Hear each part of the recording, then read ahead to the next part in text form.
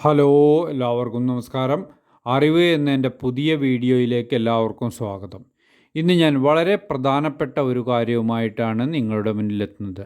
അതായത് ജപ്തി നടപടികളുമായി ബന്ധപ്പെട്ട വളരെ പ്രധാനപ്പെട്ട ഒരു നിയമമാണ് കഴിഞ്ഞ ദിവസം നിയമസഭയിൽ പാസ്സായത്. അതുകൊണ്ട് ഇനി മുതൽ ഒരു വീടോ ഭൂമിയോ ജപ്തി ചെയ്യാൻ സാധിക്കില്ല എന്നതാണ്. അതിൻ്റെ സർക്കാരിൻ്റേതായ നിയന്ത്രണങ്ങളുണ്ടാവും എന്നാണ് പുതിയ വ്യവസ്ഥ. വളരെ നല്ല കാര്യമാണിത് സർക്കാർ ചെയ്തിരിക്കുന്നത്. അതായത് ലക്ഷക്കണക്കിന് കുടുംബങ്ങളെ വഴിയാധാരമാക്കി ഇനി റോഡിൽ ഇറക്കി വിടാൻ സാധിക്കില്ല എന്നതാണ്. 1968 നിയമം ഭേദഗതി ചെയ്തുകൊണ്ടാണ് 2024 നികുതി വസൂലാക്കൽ ബില്ല് കേരള നിയമസഭ ഒറ്റക്കെട്ടായി നികുതി വിരുദ്ധ ബിൽ പാസാക്കിയത്. ഇനി കേരളത്തിലെ ഒരു ധനകാര്യ സ്ഥാപനത്തിനും വീട്, സ്ഥലം, കെട്ടിടം, വസ്തു എന്നിവ ജപ്തി ചെയ്ത് ഒരു കുടുംബത്തെയും തെരുവിൽ ഇറക്കാൻ സാധിക്കില്ല എന്നതാണ്. ഇനി മുതൽ എല്ലാ ജപ്തി നടപടികളും കേരള സർക്കാരിന് ഇടപെടാൻ സാധിക്കും എന്നുള്ളതാണ് പുതിയ ബില്ലിൽ വ്യവസ്ഥ ചെയ്യുന്നത്. എന്ന വളരെ ആശ്വാസകരമായ ഒരു നിയമമാണ് പാസാക്കിയത്.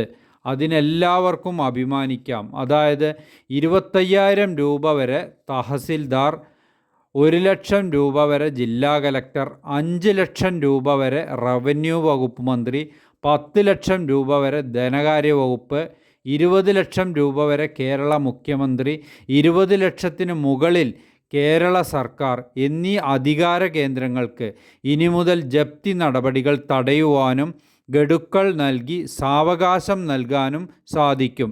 ജപ്തി നടപടികളിൽ മൊറട്ടോറിയം പ്രഖ്യാപിക്കാനും സാധിക്കും. അതായത് ജപ്തി ചെയ്ത വസ്തു ഉടമയ്ക്ക് തന്നെ വിൽക്കാം.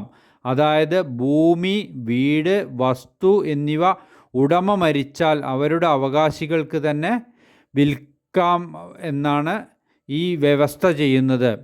ഈ വസ്തുവിൻ്റെ ഉടമയും വാങ്ങുന്ന ആളും ജില്ലാ കലക്ടർക്ക് അപേക്ഷ നൽകണം. ഈ രീതിയിൽ നൽകുന്ന അപേക്ഷയിൽ ജപ്തി വസ്തു വിൽപ്പന രജിസ്ട്രേഷൻ ജില്ലാ കലക്ടർ രജിസ്റ്റർ ചെയ്ത് നൽകണം എന്നാണ് വ്യവസ്ഥ ചെയ്യുന്നത്. ജപ്തി വിരുദ്ധ ബിൽ വ്യവസ്ഥ ചെയ്യുന്നത് അങ്ങനെയാണ്. പലിശ കുറച്ച് നൽകാനും വ്യവസ്ഥ ചെയ്യുന്നുണ്ട്. 12% ഉള്ള പലിശ 9% നൽകാനും ഈ ബിൽ വ്യവസ്ഥ ചെയ്യുന്നുണ്ട്. അതായത് ജപ്തി ചെയ്ത വസ്തു, ഭൂമി, കെട്ടിടം എന്നിവ 1 രൂപ നിരക്കിൽ സർക്കാരിന് ഏറ്റെടുക്കാവുന്നതാണ് എന്ന് പുതിയ ബിൽ വ്യവസ്ഥയിൽ പറയുന്നുണ്ട്. ഇത് ഉടമയ്ക്ക് തിരിച്ചു നൽകണം.